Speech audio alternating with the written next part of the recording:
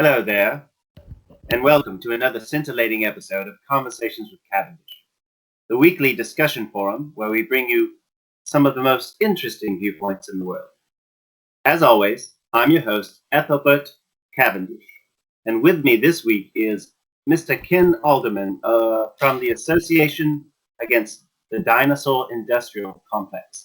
That's Dr. Ken Alderman. I just completed my 3-month Doctor of Dinosaurology at the Mogadishu Online Technical College.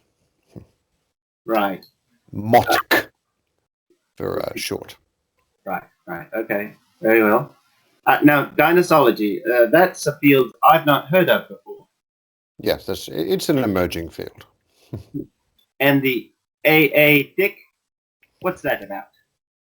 Well, the AADIC is the Association Against the Dinosaur Industrial Complex. And our problem is with the Dinosaur Industrial Complex, which we believe is a scam designed to create an industry of cool kids' toys and bullshit museums, movies, and dinosaur digging tours in Wyoming, who, incidentally, his only other claim to fame is repeatedly electing Dick Cheney to the Senate. Fascinating.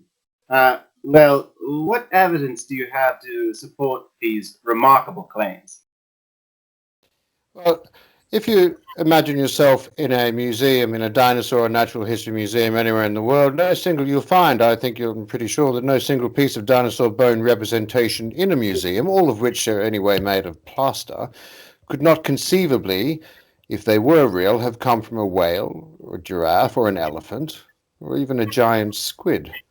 And anyway, if the discovery of new dinosaur species is premised on so-called fossils, which are imprints of dinosaur skeletons and not the skeletons themselves, then museums wouldn't, by their own logic, be in possession of dinosaur bones and trying to pass dinosaur creations off to you as real.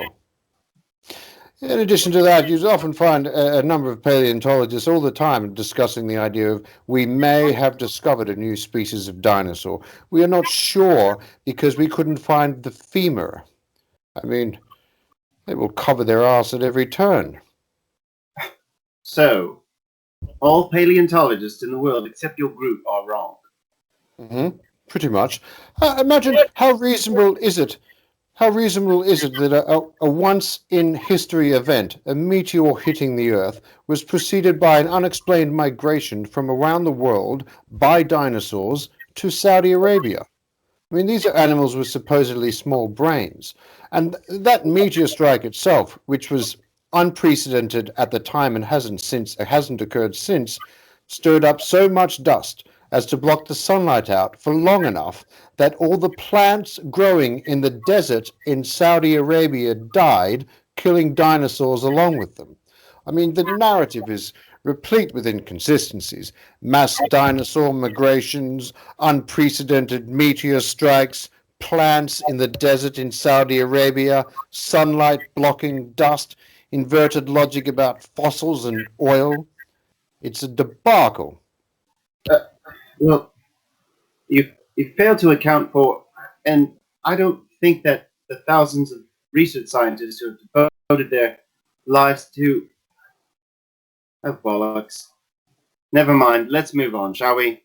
In the news recently, experts have uncovered the remains of a gigantic dinosaur. They've discovered lots of bones, not plastered, by the way, in Argentina. The Islosaurus, and believe it could be one of the largest creatures to have ever walked the earth. Amazing. What do you say to that?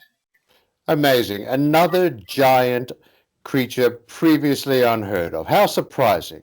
How many dinosaur books have you picked up that don't have species in it you'd never heard of until then? They make this stuff up as they go. Isn't it a little convenient that dinosaurs also, if you think about this, dinosaurs fit into well-established story archetypes. The evil villain, the Tyrannosaurus, the gentle giant, the Brontosaurus, the threat from the sky, the Pterodactyl, the protective friend, the Stegosaurus. And then there's the Gluosaurus, discovered in Yorkshire, supposedly on and off sporting a goatee and touting undrinkably hoppy craft beers. the Ramajosaurus, who hangs around grimy Hungarian bars in Southeast Asia, or the Denver dactyl, known for whining incessantly about everything he can and leaving a trail of unpaid bar tabs in its wake. You're just making up dinosaurs now. Of course I am. They don't exist. Well, what do you say to young Lily Wilder, the Welsh girl who discovered the fossilized footprint of a Marcosaurus on a beach with her family? It's exactly my point. A 4-year-old. Kids love dinosaurs. Steven Spielberg knows it. The whole Dinosaur Industrial Complex knows it. It was probably a dead blue whale planted there for her to discover on her birthday. I mean, what was a 4-year-old Welsh girl doing in southern Argentina anyway? Tango lessons? And hey, Mom, I just stumbled across a previously undiscovered dinosaur species, except there's no femur to prove it. Never mind. She was not. She was in Wales. I think we're. What was she doing in Argentina? She wasn't actually in Argentina. That's my point. But well, what was she doing in Wales? What kind of a place is Wales for a 4-year-old girl? I find the story completely unbelievable.